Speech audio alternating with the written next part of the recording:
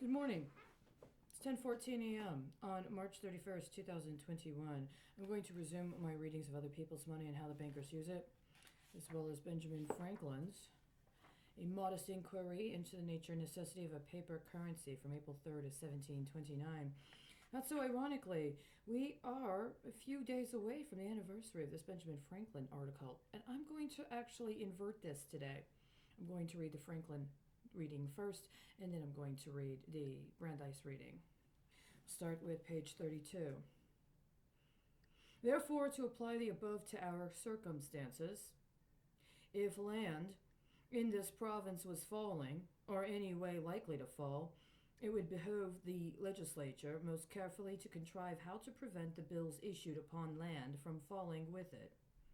But as our people increase exceedingly, and will be further increased, as I have before shewn, by the help of a large addition to our currency, and as land in consequence is continually rising, so in case no bills are emitted, but what are upon land security, the money acts in every part punctually enforced and executed, the payments of principal and interest being duly and strictly required, and the principal bona fide sunk according to law. It is absolutely impossible such bills would ever sink below their first value, or below the value of the land on which they are founded. In short, there is so little danger of their sinking that they would certainly rise as the land rises, if they were not emitted in a proper manner for preventing it.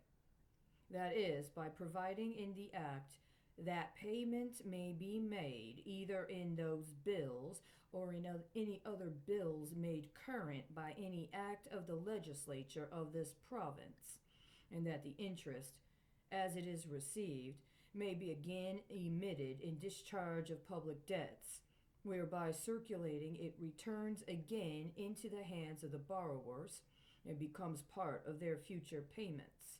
And thus, as it is likely there will not be any difficulty for one of bills to pay the office, they are hereby kept from rising above their first value.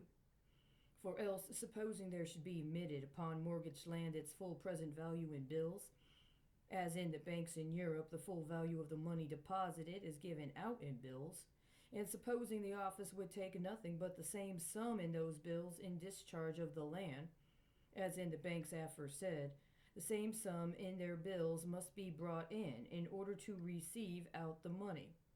In such case the bills would most surely rise in value as the land rises, as certainly as the bank bills founded on money would fall if that money was falling. Thus, if I were to mortgage to a loan office or bank a parcel of land now valued at 100 L in silver, and receive for it the like sum in bills to be paid in again at the expiration of a certain term of years, before which my land rising in value becomes worth 150 L in silver, 'tis plain that if I have not these bills in possession, and the office will take nothing but these bills, or else what is now become worth in silver, in discharge of my land, I say it appears plain that those bills will now be worth 150 L in silver to the possessor, and if I can purchase them for less in order to redeem my land, I shall by so much be a gainer. I need not say anything to convince the judicious that our bills have not yet sunk, though there is and has been some difference between them and silver, because it is evident that the difference is occasioned by the scarcity of the latter, which is now become a merchandise, rising and falling, like other commodities, as there is a greater or less demand for it, or as it is more or less plenty. I'm going to stop here on page 33. I'm also going to do something slightly different. I just read it. I'm going to give the commentary without stopping the camera before I move on to the next one. It's interesting to me. One of the things that it speaks of here is the influx of people. And as more people come to the area, mind you, this was written in 1729, the expectation that those people are going to want to acquire land that at least at that time was identified by Benjamin Franklin and those of his ilk as being plentiful especially relative to a contextualization of an experience in Europe, including the United Kingdom, but not exclusively, including other parts of Europe. And so the concept of valuing money or emitting bills in consideration of land and the value of land with an anticipation that the value of the land will increase has a particular meaning. But so too does the understanding of people coming in. And as more people come in, the consideration of what the value of the land is and the understanding, at least as he explains it, the value of the land is not expected to decrease. The value of the land is expected to increase. The question then becomes, well, what can you do with that land at its present value? Is it enough land for you? Do you need to invest in more land, or do you need to allow for that land to be used as a basis upon which money can be created and put into circulation? But it gets back to something he had said otherwise about the concept of money being evaluated based on the labor of man. So this thing comes up repeatedly. He gets into it more. I've read this whole essay before, but I already know one of the things that needs to be considered that is already put out by him is a consideration of the balance between the land, having enough land, attending to the land, investing in the land itself as a particular quality that is also then going to be considered in whatever ends up being issued as money, versus an understanding that in order to invest in and to allow for the considerations of the kind of money and the amount of money to permit in circulation, there's also be a consideration of how much money in circulation can pay how much for the labor of how many men for how long. And now we're in a different situation.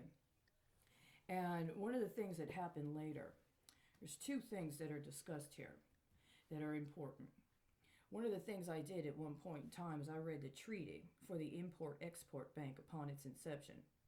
One of the things it said is, at least at the time, the founding of the Import-Export Bank, specifically regarding Europe, that there was a finite amount of money overall.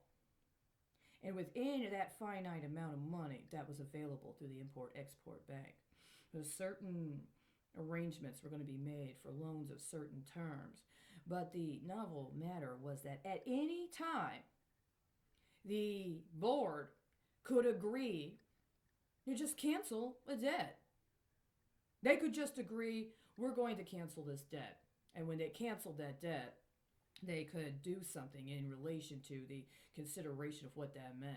Do they zero it out? And if they zero it out, does that then mean that the amount of money that was lent to that particular entity is now attributed or credited or available as money that can be put towards use elsewhere? Well, one of the things that's going to be discussed a little later and that we're going to get to, but also one of the things that's percolating here, gets back to the initial issue of using money to pay for people as labor to invest and create based upon what you have and that you're doing with the land you have, versus buying land and having that land as a value or a basis, including a basis that could be used for a long-term investment with an understanding that you purchased it at a certain rate and that you allow for other things to be used in terms of circulation of the foundation for the circulation of money based upon the land you own, with an understanding that at a later time, some point down the road, there's going to be some acknowledgement or something about that value that ends up coming due. Well, what does it mean if you come up with a plan for a specific period of time based on understanding that you're building a certain kind of credit because you agreed to take out a loan of a certain kind or amount, and then in the course of paying that back, have available to you other things that are allowed to be considered in consideration of your capabilities and contributions to the economy? The question then becomes one of, well, upon what was that original loan based? What was the actual value and the actual collateral basis of the initial loan? And if it is not disclosed to you at the time, up front, what that collateral is, and then at some point later down the road in performance of the obligations associated with that loan, you should find out if the collateral was illegal, that it was acquired through ill gotten gain, that it was something you would never have consented to if you had been apprised of it at the beginning. Fraud and deceit. Your various factors that go into arranging and acknowledging what it means to engage a contract in good faith, just as there are various determinants of what actually constitutes legally a binding contract. Some could even call into question matters related to state of mind, but then one also has to call into question matters related to failure to disclose up front as a demonstration of an intent to defraud, including an intent to defraud.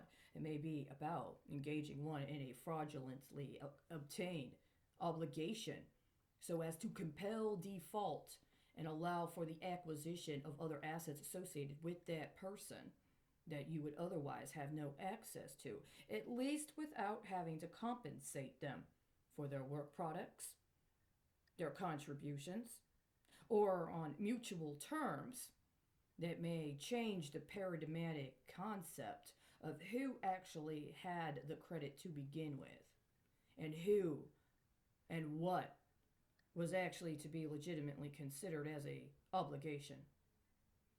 These are very, very important matters that we're addressing and dealing with right now.